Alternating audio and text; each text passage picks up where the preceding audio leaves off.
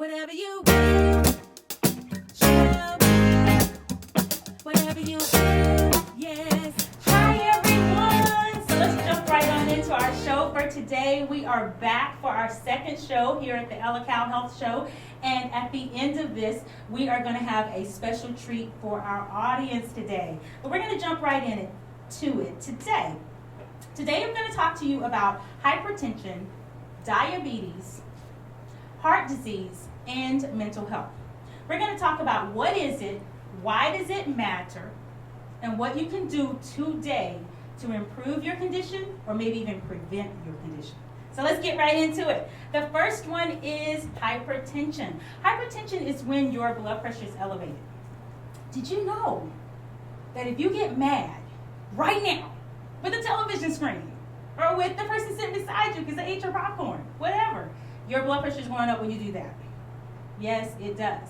It does. And if you already have hypertension, then you could actually just stroke, like right now. And if you're wondering what does that mean, that means one of those blood vessels popped, and instead of having a little varicose vein on your leg or something, it popped on your brain, it bled, and now you have a neurological injury. Something is drooping. Or it doesn't move. Okay? And we don't want that for anyone. We don't want that for anyone, right? So let's talk about it. Hypertension is elevated blood pressure. Your blood pressure should actually be less than 120/80. Yes, I said it. These are actually real guidelines. You can fact check that. If your blood pressure is between 120 to 130 or 130 something, over 80s to 90s, you have 80s to high 80s, you have borderline hypertension. Once you get to 140/90, you have hypertension, okay? And it is important. I know of individuals personally who have hypertension, and when it's not treated, you can have injury. Untreated blood pressure is putting a strain on your heart. So can you imagine a young person in their 20s or 30s with elevated blood pressure, not treated, having a strain on their heart? So now you're talking about someone who could have lived until they were in their 80s, 90s, 100s, life being cut short to their 20s, 30s, or 40s. Why? Because their hypertension was not treated. I knew a family member that this happened to personally. And I can talk about him because I love him. I can talk about him because he's no longer here with us. I can talk about him because I'm passionate about him. He knew his blood pressure was elevated. But like some in the black and brown community and many other communities, he didn't want to go to the doctor. Insurance was not an issue. He had that. Now you can argue that education was not an issue too, because he knew, right? But he chose not to get treated. And one night, that blood pressure got too high, and he is no longer with us because of that. I don't want that to happen to not one more person that I know. I don't want that to happen to anyone that you know. And yes, yours truly, oh, trust me, I take my medicine, right? Everybody has something that they're dealing with. And that one happens to be one of mine, okay? So the reason it's important is because we want you to live longer. It's important because it can be controlled, right? So if you just lower the sodium, lower the salt, don't put the salt into your food. My kids love spinach. They love it with salt. I like spinach too, okay? I like it a lot. But I know that I'm not supposed to have that salt. So oftentimes what I will do is go ahead, dip some out for mama, and then season for them. Or I'll season for everybody and just kind of not really put any on there because they're going to add it at the table anyway. So that's something you can do to prevent your blood pressure from being out of control. Let's talk about that. You cannot add salt at the table. You could not add salt at the stove, okay? The other thing you can do is chill, relax. So everyone used to always say, take a chill pill. And I used to think, well, that's not a real thing. And then I became a doctor. And I started realizing that, man, everybody's a little bit uptight, a little bit stiff up in the shoulders. People are getting mad for no reason. And actually, at the workplace, all those hotheads are making it bad for people like me. I come up in here, hey, how y'all doing? Good morning, God bless.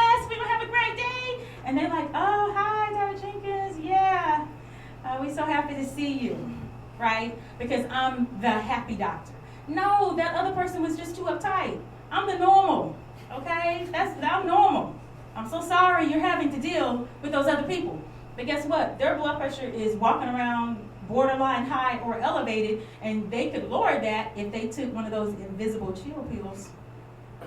And they might need to swallow that frequently. But seriously, you can lower your blood pressure, lower your heart rate, decrease the stress on your heart, decrease the stress on your mind if you just didn't get mad. So the next time you think about getting upset over whatever, the traffic's bad, whatever it is you're upset about, I want you to ask yourself a question. Is it worth dying over? We're going to move on. The next one is diabetes. Diabetes mellitus. So the true definition of diabetes is that your blood sugar is elevated and it's not coming down on its own. So you either have a hemoglobin A1C of 6.0 or higher, or you have a fasting blood sugar, some people call it glucose, of 126 or higher. Now, this is the Ellehcal Health Show, but we're not going to get into all of the science, okay? But what I will say is that hemoglobin A1C, right? If your doctor or provider does your hemoglobin A1C, and let's just say it comes back as 5.5 or 5.6 or 5.8, and they're like, okay, well, this is your hemoglobin A1C, and you do not have diabetes. We need to know that is pre-diabetic. We need to know to say, hey, so when are you going to check this again? Hey, is there anything you want to give me? It turns out there are medications, there are oral medications that they can give us, such as the metformin, the one that's still on the market, and that metformin can actually keep your blood sugar in check so that you do not end up with diabetes. Now, if you're thinking, well, is there something that you can do at home without the doctor's intervention? The answer is yes. You could decrease your carbs.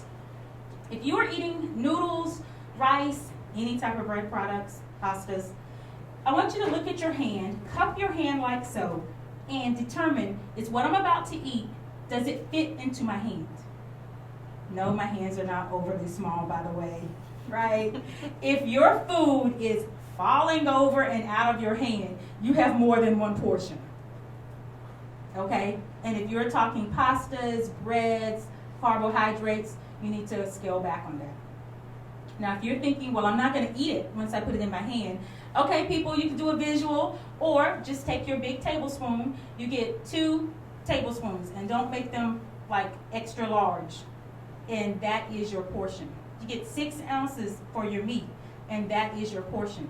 You could actually increase your exercise as well. We're talking about things you can do today without the help of your provider to help prevent you from getting diabetes. And if you're thinking you're not at risk because it's not running in your family, as some people say, you're wrong. You are wrong. So the person whose mom was gestational diabetes uncontrolled or undiagnosed while the baby was in the stomach, that person is at risk for diabetes. Yes, mothers, think about that. Now, I will be honest, I did not like having that 3-hour glucose test. How you want to tell a pregnant woman to fast? But I had to do it. So I did it, and it was normal.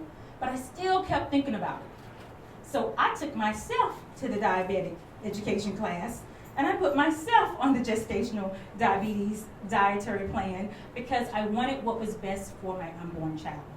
Do you care enough? Do you love enough? Could you love deeper for yourself, for your children? We're talking about ways you can prevent it. You can take better care of yourself during pregnancy. This could be helpful to helping you prevent it. You could walk after meals, 30 minutes, bringing down your blood sugar. You can hydrate more. Now, don't get grossed out by this, but if your mouth is sticky, you have not been drinking enough, my love. I need you to drink more. Yes, you need to drink more water, okay? That's what you need to do. And Drinking more, hydrating more, we do this in the hospital all the time where we give IV fluids and it actually lowers the person's blood sugar. And that works on diabetics as well as non-diabetics. Again, we're talking about what we can do today to improve our condition. Our next one is heart disease. Heart disease. So we've already talked about or mentioned on a previous show how stress can actually hurt your heart. Elevated blood pressures, treated or untreated, can hurt your heart, put a strain on your heart. We talked about getting mad, how that can hurt your heart because it's increasing your blood pressure. Heart disease is real. You could be a true skinny, mini, all tight, only half of me, and still have high cholesterol, therefore clogging your arteries, therefore leading to heart disease, right? So you need to have your glucose checked to see if you have diabetes. You need to have your cholesterol checked to improve your heart, to decrease the chances of a heart attack. I had someone call, and they called out of concern. There was someone that they knew that needed surgery. And the person actually did not want to have surgery. I'm like, excuse me? I've got no record in front of me. But remember, advocate. Advocate for the ones you love. Advocate for the ones you know. I said, you know what? That's okay. Put her on the phone. So I talked to her. I listened to her concerns. I let her know, under no certain circumstances, should you decline this surgery. Your doctors have just told you you need open heart surgery. I need you to call your doctors back and just say yes. Just say yes. Say yes because we want you to live.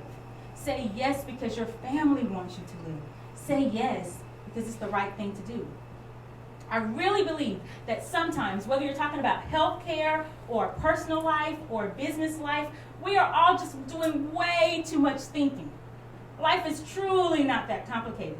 Sometimes it really is just say yes. Now there may be other times when it's just say no. Like we talked about with the last show. Cut a few things out of your schedule. Say no. Say no. I've had to do that recently myself. But that is the reason why the heart disease is important, because your heart is important. Your heart is pumping nutrients and blood supply, oxygen to the rest of your body. I mean, next to your brain, it is the most important organ. We lose the heart, we have lost the body, okay? And there is a list for those who need new hearts. Oh yeah, there is a transplant list, and we don't want you on it. We don't want you on it. So if you have undiagnosed hypertension, let's get it diagnosed. If you have the diagnosis of hypertension, please take your medication. If the medicine you're on has side effects, they all do, by the way, but if you have some side effects that you cannot live with, call your doctor, call your provider. There are so many medications that you can choose from. Have your provider do the research. Find a medication that you can tolerate. It is truly that important. If you are an individual who has sleep apnea, recognize that you need to use your CPAP so that your heart works better. So many things are tied to heart disease. But what can you do today? You can walk. You can stand up and walk right now while you're watching this show. If that's not good enough for you, get your jog on. Get your high knee on. We're not going to do that one on camera, all right? But you know what I'm saying. You can exercise. That will improve your health. That will improve your health. That will improve your heart. You can rest more. Yes, rest more. Get your sleep in. So it is recommended that most people have 7 to 8 hours of sleep per 24-hour period, per night. It turns out teenagers can need up to 11 hours. Parents, give your kids a break if they're teenagers. They might not be oversleeping if they're sleeping 9 or 10 hours. The studies have shown that the teenage kids need a good 11 hours of sleep so that they are good to go. So we got to cut the teenagers a break. But these are things that you can do. You can get adequate sleep, adequate rest, do your exercise. You can increase your vegetables. Increase your vegetables.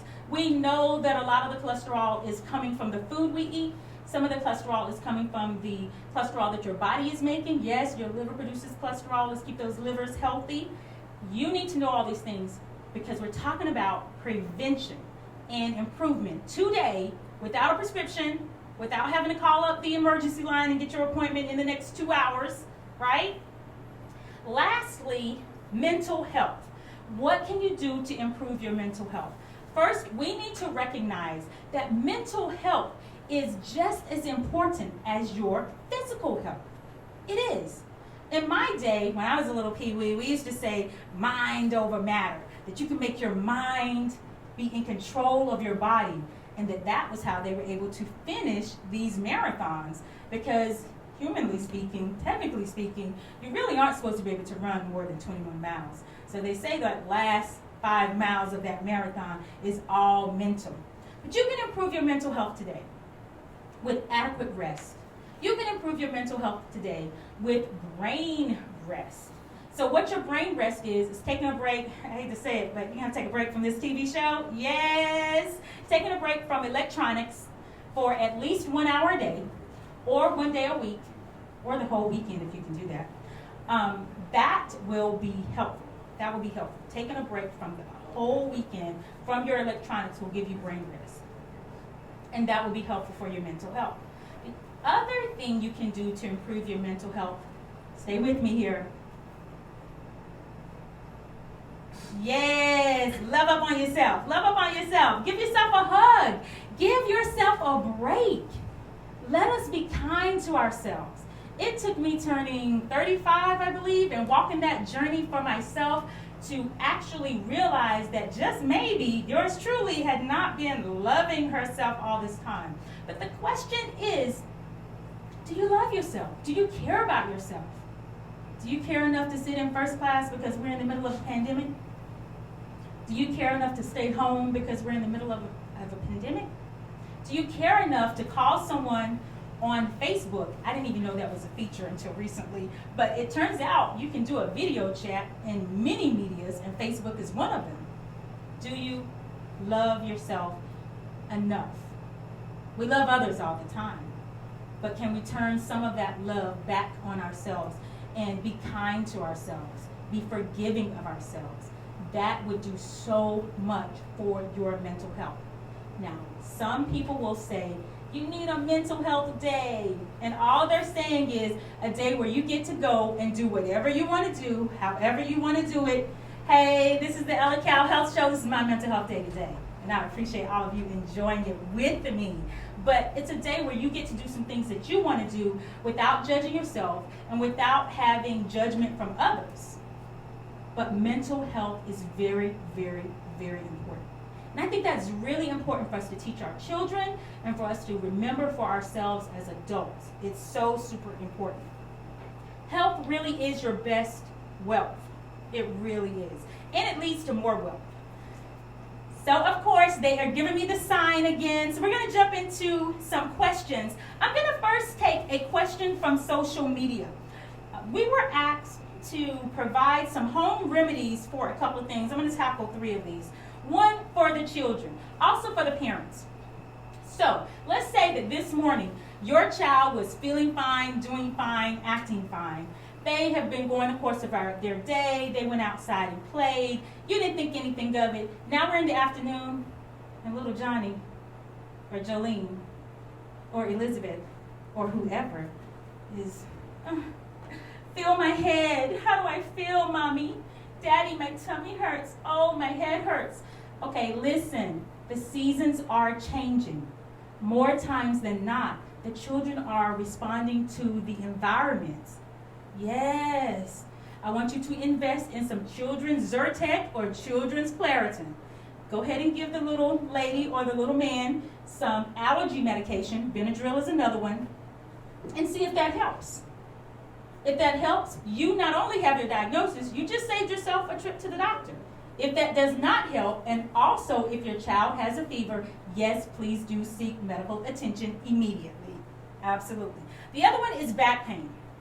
So I can't tell if you can tell that I'm doing this or not, but while I'm up here, I keep, doing a little thing with the shoulders and straightening up.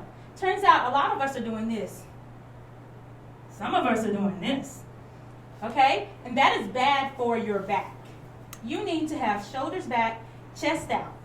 The first time my mother told me that, I was a teenager and I was having to learn to walk all over again because of a surgery that I had to have twice.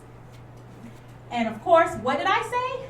Mama, I can't do that. The boy's going to be looking at my chest. She said, baby, now first of all, they already looking. I don't know why you didn't know. Okay, secondly, don't I care about that? I'm trying to help you learn how to walk because you're like an old woman walking right now, and we didn't want to hurt your feelings. So here you go. Put the book on top of your head, walk heel to toe. I must admit, they said I was on fire by the time I got into college because I got that walk down pat. So the point is that you need to have your shoulders back, right? Chest out, and then your chin. Instead of dropping it downward, instead of having it neutral, tilt it just up just a little bit. Now, not way up here. We're not trying to be uppity. But just above the midline, just above neutral, right? Because then that is going to help you maintain your good posture. You need to keep that natural curve in your back to help. Now, if you're like me and you're a little packed in the middle, we need that fat to turn into some muscle. That will help your backside. So jogging can help with that. You can also just tuck it in. If you're cheating, like we all do sometimes, don't ask me if I'm doing that right now. But yes, they have those girls for all of us, okay? But that's not what I'm talking about. You don't want to just cheat all the time. We need those abs to be tight because that will help your body stand up straight, sit up straight. And I know a lot of my young people are slouching, and that is going to lead to back pain. And if you're wondering, what does this have to do with health and wealth, etc.? I once was in the hallway at the clinic, and the doctor had come out, and she was like, oh my goodness, I'm so glad she was in there. She really helped me. She was talking about her medical assistant. During the exam, which was a pap test, which shouldn't have taken more than, a few minutes, right? Literally 3 minutes or less. The doctor was in so much pain, back pain, that she could not sit any longer. She had to stand up, have her assistant come sit down, and she directed the assistant on how to do the pap smear on the patient. Now, A, that's sad. B, that proves my point. Your back health is important. If you would just improve your posture right now today, you're going to do a lot to decrease your back pain later. And not being able to perform your job is not good. All right, moving on. We are going to take one now from the audience. Give me a second as I shuffle through these cards.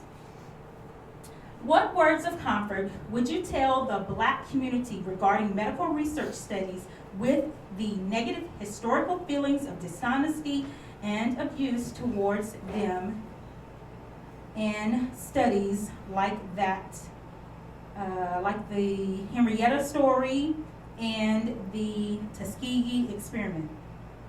I refuse to get bifocals, guys. So anyway, here's what I would say. Don't live in the past is number one. Number two, no excuses. I live by the motto, failure is not an option. It is not an option. It is not an option for me to continue to lose more of my family and friends during this global pandemic when I know for a fact that the pharmaceutical companies, they did put in the time. They did do the work. They do have a good product. They have tested over 70,000 people in their trials. Over that. More than half, so 3/4 of that came from United States Americans for those studies. The other 20-something thousand actually came from overseas. In my opinion, professionally and personally, these people are nothing short of genius. Nothing short of genius. Why? Because they took current technology that we already have, using already to do flu vaccines every year. They garnished that technology and that research to put on a fast-track development for the COVID-19 vaccine. They have been working tirelessly for over 10 months, nearly a year, trying to give us a product that works. So what do I say to this? Don't live in the past.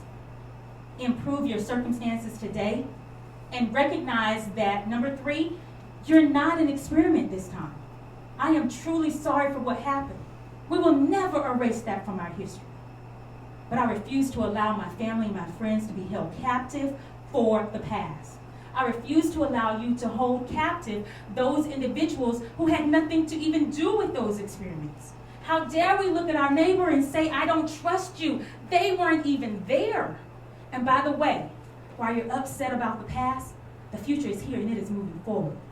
Don't you want to get off the struggle bus? Don't you want to move forward? Don't you want to know that this pandemic is coming to an end because you had a part in it? My hope is that you will at least trust yourself. Trust yourself. You can do your research. Fact check me on that. The vaccine has been studied. It's been well developed. The United Kingdom has already approved it. Oh, I will be getting it. I hope you will too. Our next question is, what are your thoughts regarding the COVID-19 vaccine being released at the end of this month? Is it safe with the speedy process of manufacturing? Get the vaccine. Those are my thoughts. Get the vaccine, people. At least one person from each household. You know, these people were so genius, these pharmaceutical companies, the two that are leading the way on this, that they were able to convince governments to give them funding so that they can offer the vaccine to you for free. We're going to leave it at that. How did you start out in poetry and songwriting? How can we improve the health of minority women, in your opinion? As a child, to answer the first question, as a child, I was shy.